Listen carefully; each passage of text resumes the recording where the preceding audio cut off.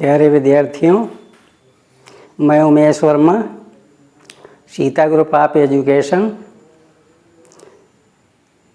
मैं आज इंटरमीडिएट के सिविक्स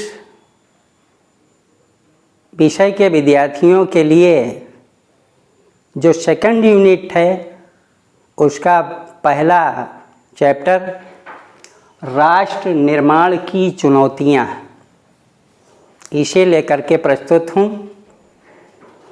विद्यार्थियों, जैसा कि आप परिचित हैं कि अपने भारतवर्ष पर 350 साल तक के अंग्रेज हुकूमत का आधिपत्य रहा।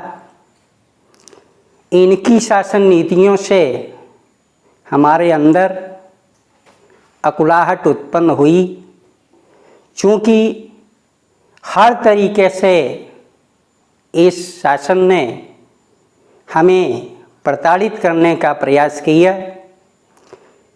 जैसा आप जानते हैं कि यहाँ के किसानों को परेशान कर दिया गया, उद्योग धंधों को चौपट कर दिया गया। यहाँ पर ज़बरदस्ती हमें धर्म परिवर्तन के लिए भी बाध्य किया गया। तमाम सारे लोगों को ईसाई बना करके इन्होंने छोड़ा। विभिन्न सर्विसों में हमें भर्ती का अवसर नहीं मिला।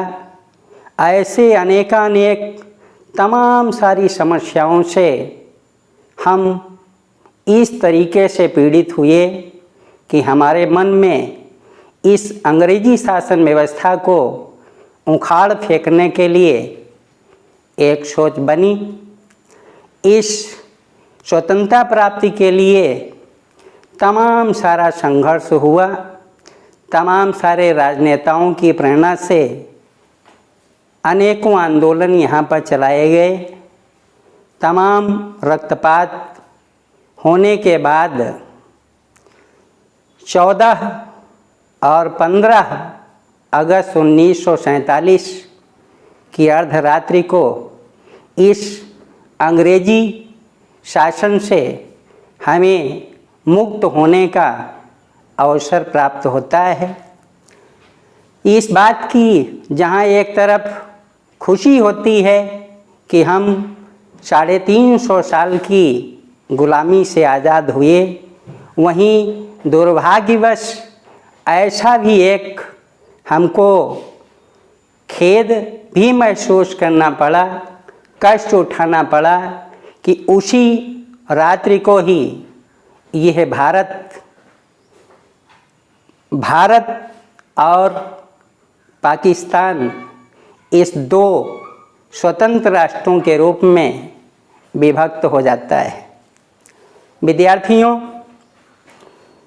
इस आज़ादी के लिए हमारे अंदर तमाम आशाएं थीं, तमाम सारी सोचें थीं और पूरी उम्मीद थी कि जब हम स्वतंत्र हो जाएंगे तो हमें सारा सुकून प्राप्त हो जाएगा।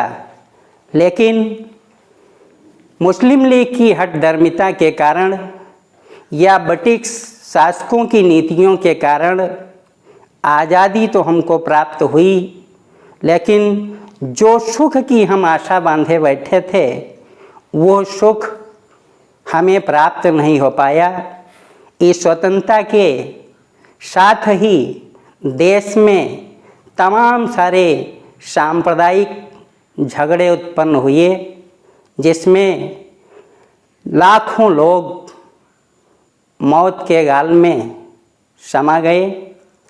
इसी पृष्ठभूमि में इस चैप्टर में जो प्रमुख चीज़ें हैं उनका मैं क्रमशः आपके सामने चर्चा करता हूँ।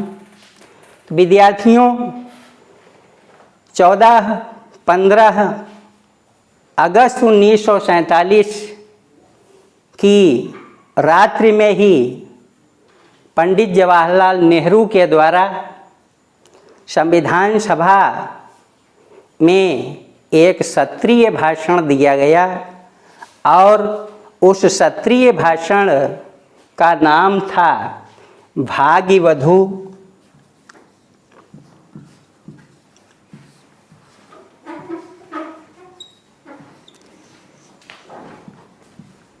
से चिर प्रतीक्षित भेंट।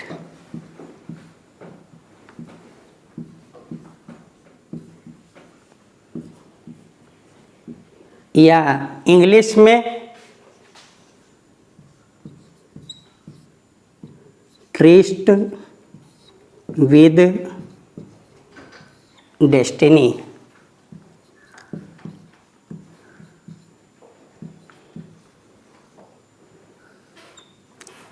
इस शीर्षक से भाषण दिया गया। देश के एक महान नेता जो भारत के पहले प्रधानमंत्री बनते हैं, पंडित जवाहरलाल नेहरू, इनके द्वारा 14-15 अगस्त की मध्यरात्रि को संविधान सभा में एक बैठक सत्र आयोजित किया गया। जैसा भी मैंने बताया, उसका शीर्षक था भाग्यवधू से चिर प्रतीक्षित भेंट, या इंग्लिश में ट्रिस्ट विद डेस्टिनी। विद्यार्थियों, जब हम देश की आज़ादी के लिए तैयार थे, लड़ रहे थे, उस समय में हमने अपने मन में तमाम सारी अलग अलग मानसिकताएं, धारणाएं पाल रखी थीं। तमाम सारे अलग अलग विचार थे। सब आज़ादी को अपने अपने रूप में ले रहे थे, लेकिन उसमें से जो एक मत राय थी सबकी, उसमें सोच ये बनी कि जब हम आज़ाद हो जाएंगे तो यहाँ का शासन लोकतंत्रीय तरीके से संचालित होगा। दूसरी बात ये सोच में आई कि यहाँ पर सबके लिए समान अवसर प्राप्त होंगे और यहाँ पर जो पिछड़ा वर्ग है, जो गरीब वर्ग है, जो असहाय वर्ग है, इसको विशेष अवसर प्रदान किए जाएंगे। इन 3 बातों पर आम राय, आम धारणा लोगों की बनी। लेकिन जब हम आज़ाद हो गए तो जैसा आप जानते हैं कि इस आज़ादी के साथ में जहाँ सांप्रदायिकता की आग भड़की, वहीं इन 350 सालों में देश में इस अंग्रेजी शासन व्यवस्था के द्वारा देश का शोषण किया गया था। यहाँ पर गरीबी बहुत ही विकराल स्वरूप को धारण किए हुए थी। देश में तमाम सारे जाति, तमाम सारे धर्म के लोग यहाँ पर निवास करते थे। यह एक समस्या थी और एक नई समस्या थी कि यहाँ पर लोकतंत्रीय शासन व्यवस्था लागू होगी। कैसे सरकार इतनी बड़ी जनसंख्या को सारी सुख सुविधाएं दे पाएगी? ऐसी कुछ समस्याएं मूलभूत रूप में प्रकट होकर के आईं। उनका इस अध्याय में क्रमशः उल्लेख है, जिसका मैं विवेचन करता हूँ 3 चुनौतियाँ।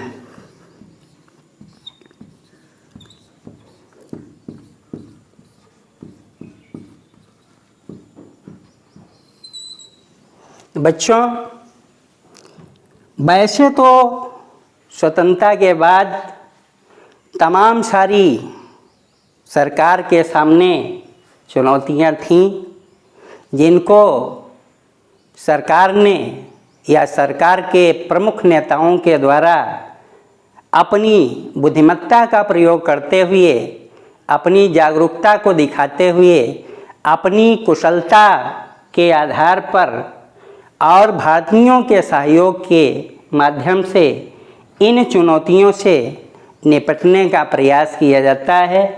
इन चुनौतियों में पहली चुनौती जो थी वो थी नंबर 1, देश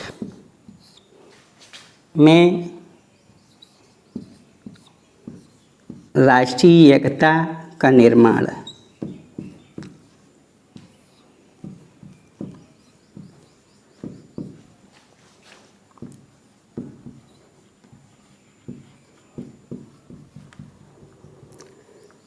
बच्चों, जैसा आप जानते हैं कि अपने देश में संसार के लगभग सभी धर्मों के लोग रहते हैं। यहाँ पर हिंदू धर्म के भी लोग हैं, यहाँ इस्लाम धर्म के लोग भी निवास करते हैं, सिख धर्म के भी लोग हैं, और जब अंग्रेज़ों का यहाँ पर आधिपत्य हुआ तो ईसाई धर्म के मानने वाले लोग भी यहाँ पर आए, और इसके साथ में जैन धर्म, बौद्ध धर्म, ऐसे तमाम सारे धर्मों के लोग निवास करते थे, जिनकी अपनी अलग भाषा थी, जिनकी अपनी अलग संस्कृति थी, जिसमें जिनकी अपनी अलग रीति रिवाज थे। लोगों को लग रहा था कि ये इतनी विश्व की जो सबसे बड़ी विविधता है, इतने सारे धर्मों के लोग, इतने सारे लोग कैसे एक हो पाएंगे, यह इतना बड़ा राष्ट्र कैसे एकता के सूत्र में बंध पाएगा, ये बहुत बड़ी चुनौती थी। लेकिन बच्चों, भारतीय जनता का सहयोग रहा, या यहाँ के उस पीरियड के कुशल जो राजनेता थे उनकी बुद्धिमत्ता का प्रभाव रहा, जिसके माध्यम से एक ये बहुत बड़ी समस्या जो थी देश में, इसको संभालने में यह देश सफल होता है। और इस विभिन्न संस्कृतियों वाले देश के विविधता के होते हुए भी एक राष्ट्र के रूप में ये भारत को गढ़ा जाता है। विद्यार्थियों, इसके बाद में दूसरी चुनौती थी लोकतंत्रीय शासन की स्थापना।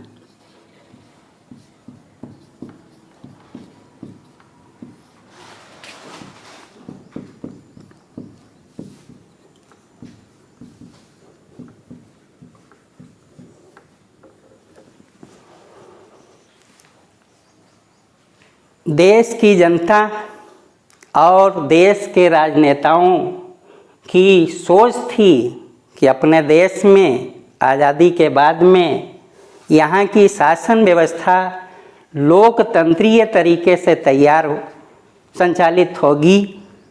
और उस पीरियड में आज तो तमाम सारे संसाधन हैं, सरकार को गठित करने की तमाम सारी विधियां हैं, लेकिन जिस पीरियड में हम आज़ाद हुए उस पीरियड में चुनाव कराना एक बहुत बड़ी कठिनाई थी।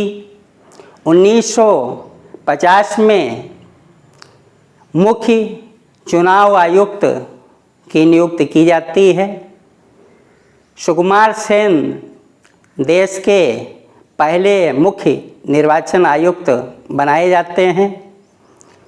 उनके द्वारा सर्वप्रथम चुनाव हो, उसके लिए देश की जनसंख्या का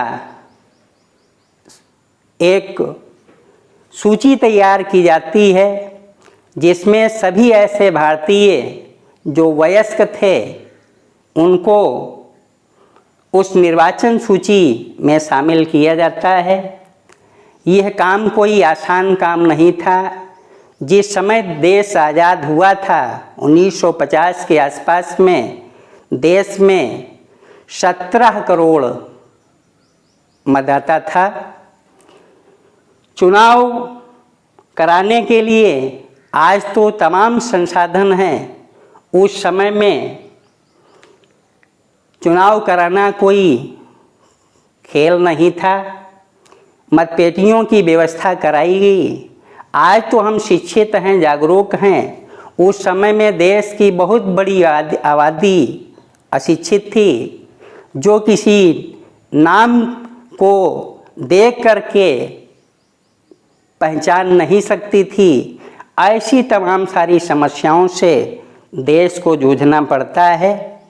लेकिन मुख्य चुनाव आयुक्त के द्वारा ये कठिन जो प्रॉब्लम देश के सामने खड़ी होती है, अपनी बुद्धिमत्ता के आधार पर उसे संभालने का प्रयास किया जाता है और सफलता हासिल की जाती है। इसी प्रकार से तीसरी एक समस्या थी विकास की, जो एक बहुत बड़ी चुनौती थी देश के सामने। इसका जिक्र ऐसे मैं कहूँ तो अभी मैं कह चुका हूँ कि यह देश 350 सालों में एकदम बर्बादी के कगार पर पहुँच गया था। यहाँ की कृषि व्यवस्था चौपट हो गई थी। तमाम सारे लोग बेरोजगारी के शिकार हो गए थे। यहाँ पर आपके तमाम सारी भुखमरी जैसी समस्याएं थीं। लेकिन जो सरकारें बनी, उनके इरादों के आधार पर, उनकी कुशलता के आधार पर यहाँ पर कृषि का विकास भी धीरे धीरे होता है, औद्योगिक विकास भी बढ़ाया जाता है। परिवहन की समस्याएं जो थीं उन पर भी ध्यान दिया जाता है। रोजगार के अवसर भी बढ़ाए जाते हैं और विद्यार्थियों जो खोखला देश था, आज धीरे धीरे पटरी पर आ रहा है।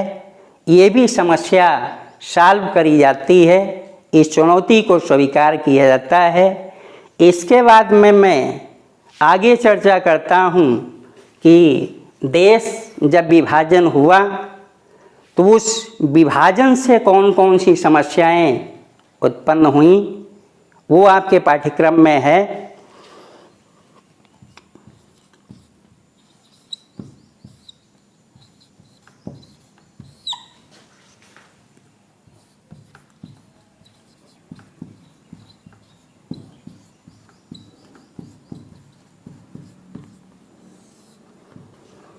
विद्यार्थियों, जब अपना देश का बंटवारा हुआ, 30 बंटवारे के साथ में यहाँ पर सांप्रदायिक स्थितियाँ जन्म लीं।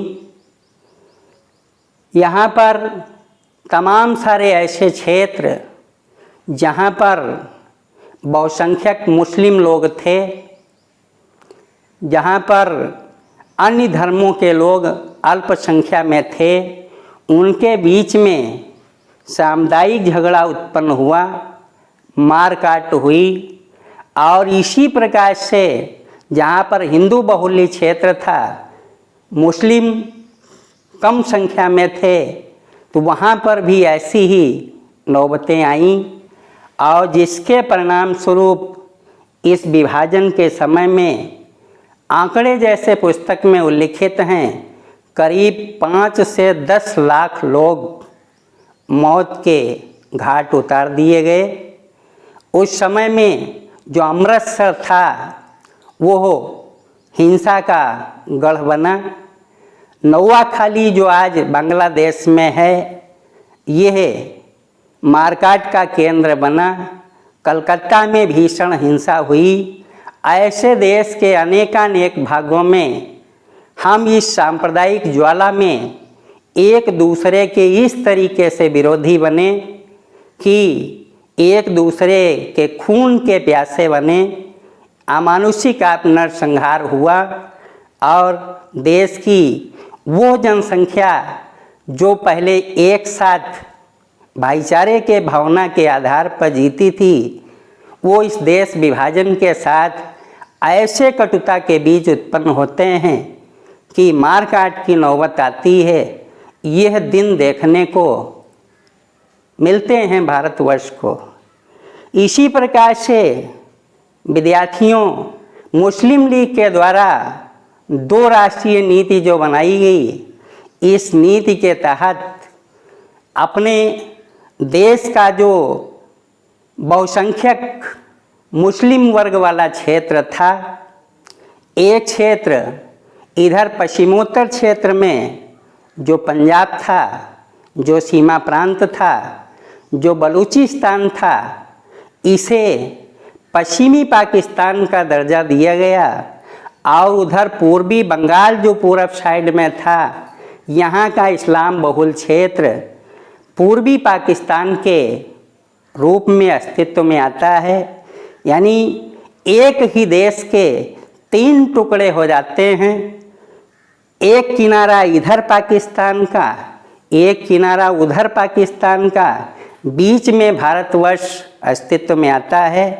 इस भारतवर्ष के तमाम सारे मुस्लिम लोग जो अपने को ऐसा लगता था कि हम यहाँ पर अपने को सेटल नहीं कर पाएंगे, वो या तो पूर्वी बंगाल की तरफ पलायित हुए या उधर पश्चिमी पाकिस्तान की तरफ उनका पलायन हुआ।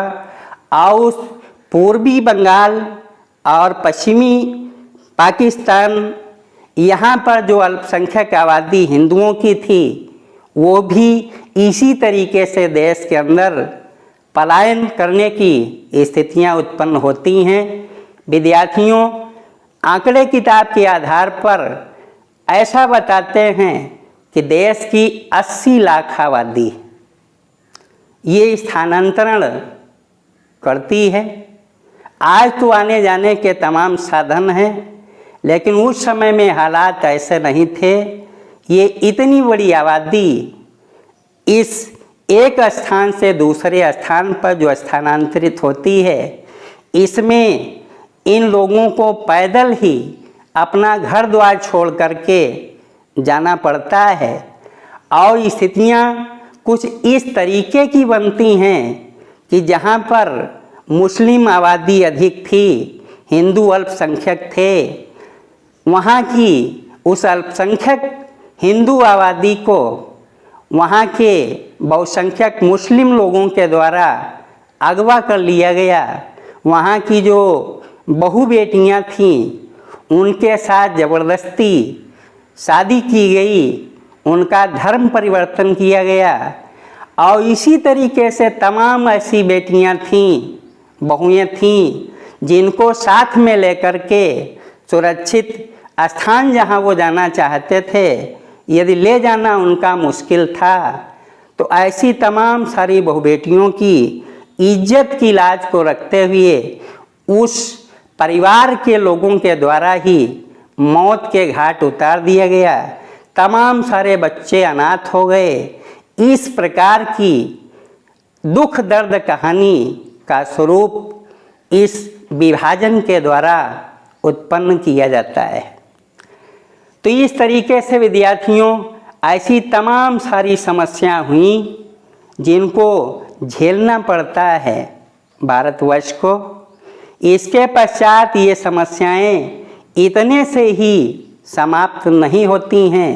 देश जब आज़ाद होता है तो उस समय में जो भारत के गवर्नर जनरल थे लॉर्ड माउंटबेटन, इनके द्वारा यहाँ की जो देसी रियासतें थीं, जिनकी संख्या 565 के रूप में थी, इनके लिए उन्होंने 3 ऑप्शन दे रखे थे कि ये देसी रियासतें यदि भारत में अपनी रियासत को विलय करना चाहती हैं तो ये छूट उनको मिलेगी, पाकिस्तान में अपना विलय करना चाहती हैं तो ऐसा करने के लिए वो स्वतंत्र हैं।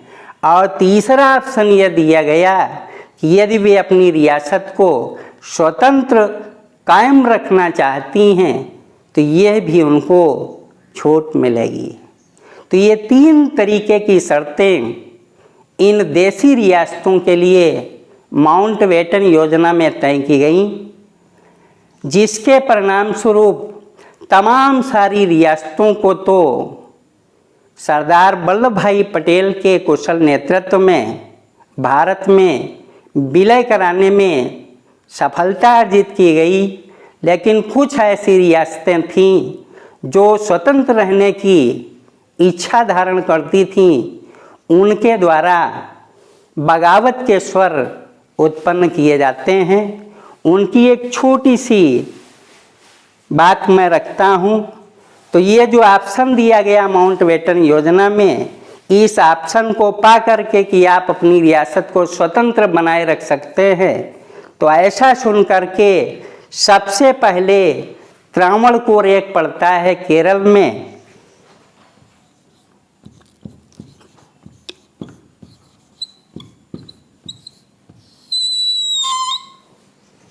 यहाँ के शासक थे C.P. रामास्वामी।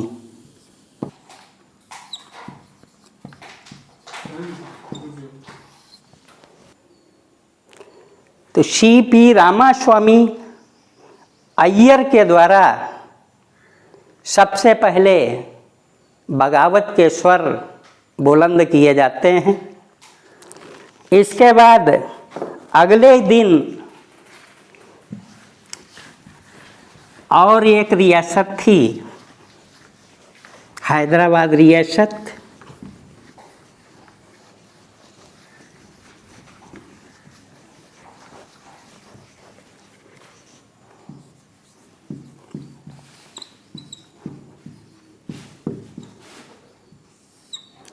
इस हैदराबाद रियासत के जो शासक थे मीर उस्मान अली,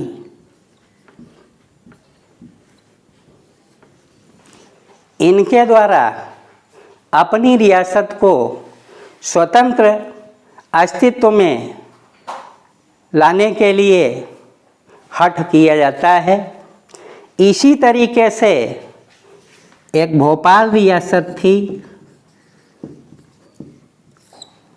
और यहाँ के शासक थे हमीदुल्ला खां।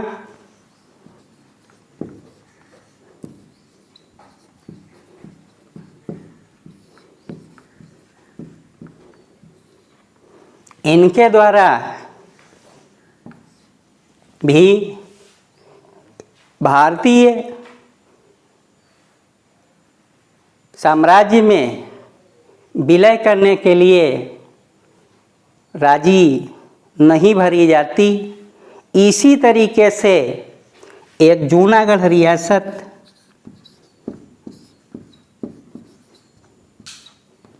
थी गुजरात में, सौराष्ट्र प्रांत में, जहाँ के नवाब थे मोहम्मद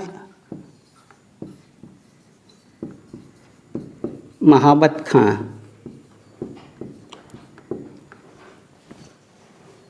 यह भी अपनी रियासत को पाकिस्तान में विलय करने के लिए कोशिश करते हैं।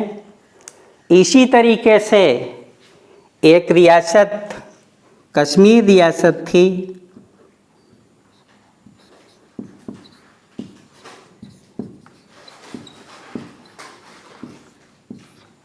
और यहाँ के शासक हरि सिंह थे।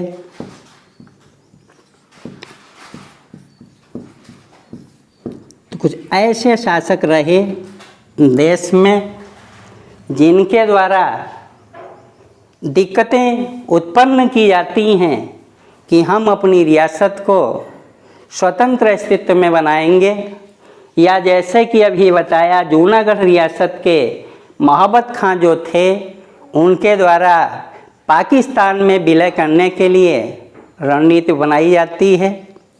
लेकिन विद्यार्थियों, ऐसी यदि सुविधा दे दी जाती इन रियासतों के मालिकों को, तो एक ही देश में अनेक राष्ट्रों का निर्माण होता।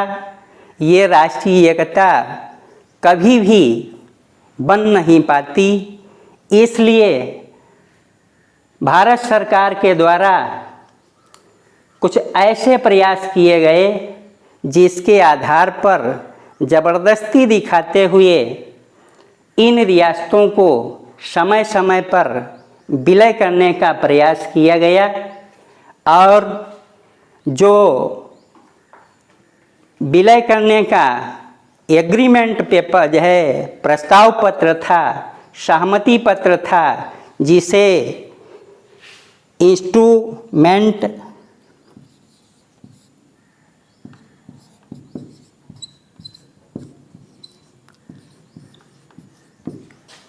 Of accession